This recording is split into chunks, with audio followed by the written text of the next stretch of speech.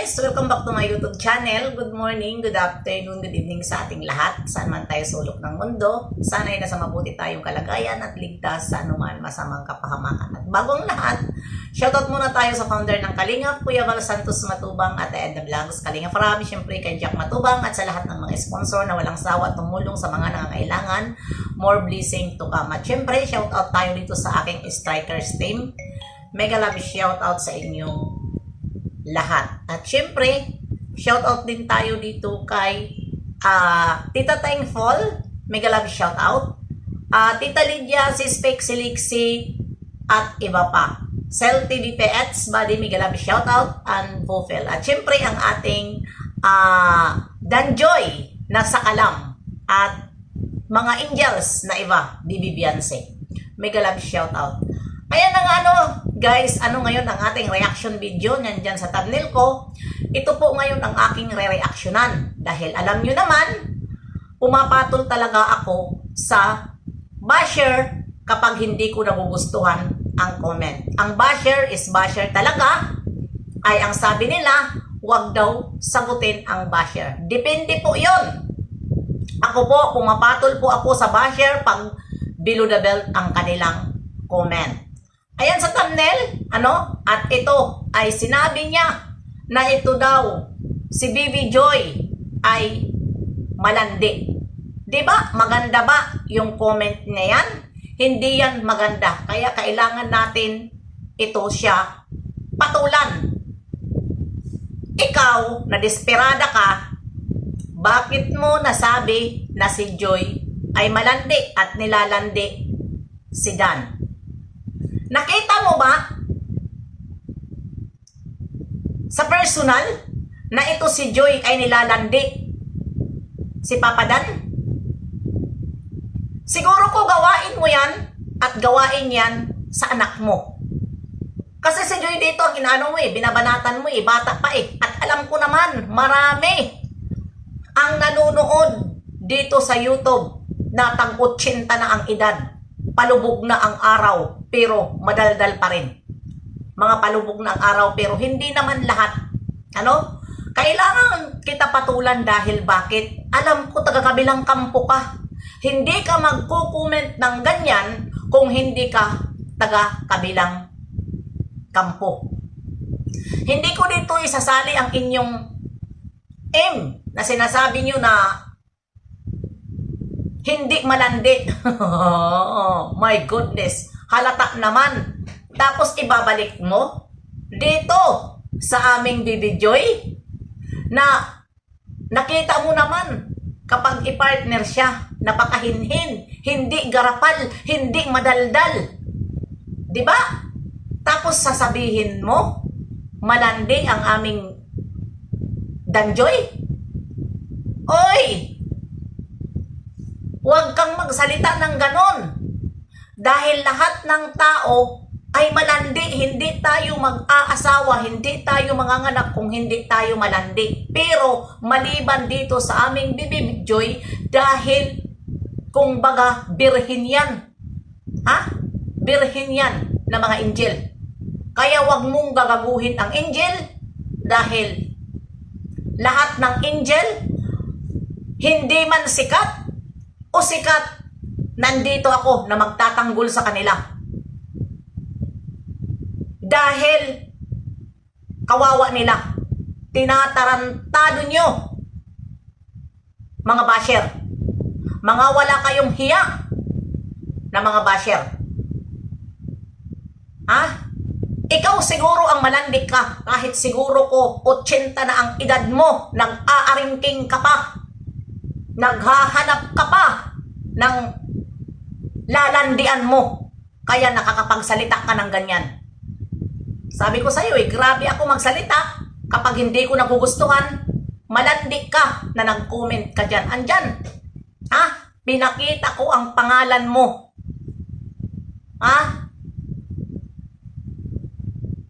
Mag-comment kayo ng maayos.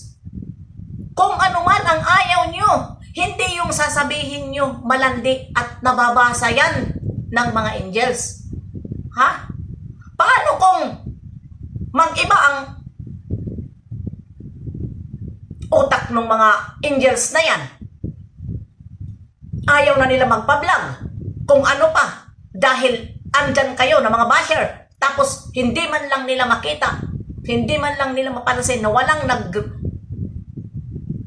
sa kanila. Walang kumakampi sa kanila na marami silang basher. Diba? Masaya sila kapag mayroong kumakampi sa kanila.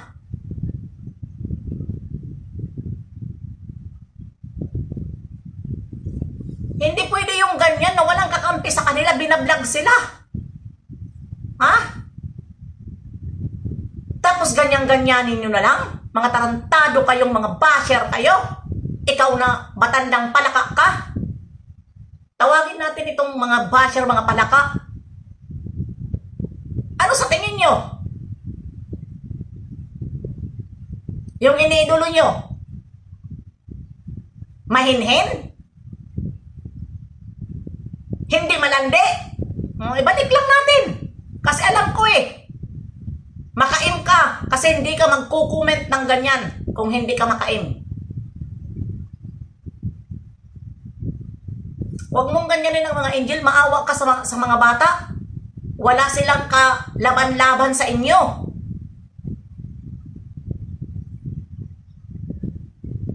Tarantado ka. Paano mo nasabi na ito si Joy ay malandi? Nakita mo ba siya? Nakasama mo ba siya sa ilang taon? At alam mo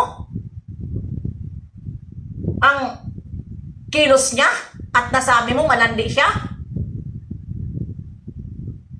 Kahit nga pakipag-usap kay Dan ilag, di ba? Umiilag dahil nahihiya siya.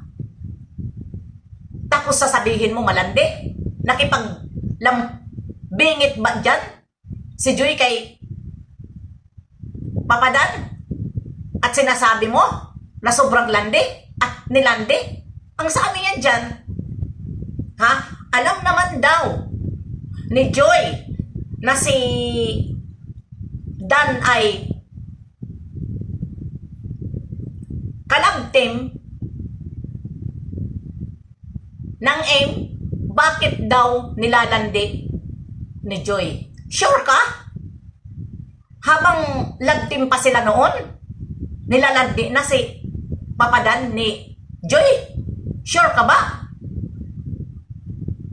Hindi naman natin nakita noon si Joy Nung magkalabtim pa sila, nakita nyo ba na nagpapakita si Joy? At nakita nyo ba na nagko-comment kahit saan si Joy? Na para lang maagaw niya si Dan kay Im. Paano mo nasabi yan? Paano mo nasabi yan? Wala kang magagawa dahil marami kaming Dan Joy na gusto i-partner kay Dan. Kami mismo na mga supporters ang may gusto. Kami, mga kadanjoy, ang may gusto. Dahil, alam nyo, walang kaamor-amor ang love team noon. Una, ni Papa Dan. Bakit? Paano ka magkaamor-amor dyan? Halatang-halata na ang utak niya. Sponsor. Sponsor ang utak niya.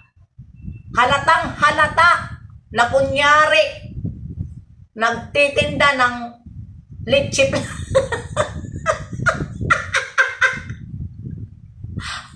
para sabihin na ano siya talaga, di ba? Pakitang gilas kuno. Dito ang aming mga angel, hindi sila nagpapakitang gilas. Ipinapakita lang nila ang tunay. Kaya wag mong sabihin na malandi ang aming Danjoy. Dahil nandito ang kanyang Ate Glo, Ate Van at Bagsik. O sino pa ba dyan na mga angel na ano sa kanila? Kakampi nila. Kasi may anak din ako. Hindi ko gusto, ayoko marinig na pagsabihan ng ganun na malandi. Dahil may anak din ako. Lahat tayo po malalandi. Ikaw malandi ka na. Ilan na ang edad mo? 80 ka na, nakita kita sa profile mo. Tapos ganun ka pa rin. Masalamat ka lang, hindi kita itinabnil. Ayan, hanggang dito na lang. See you next live and upload. God bless. Abangan nyo mamaya ang aking live. At titirahin ko ang Renas community na ito pala ay isang disabled na babae na tumboy. Bibirahin ko yan mamaya dahil binira ako ng tumboy na yan. Bye-bye! See you next live and upload. God bless.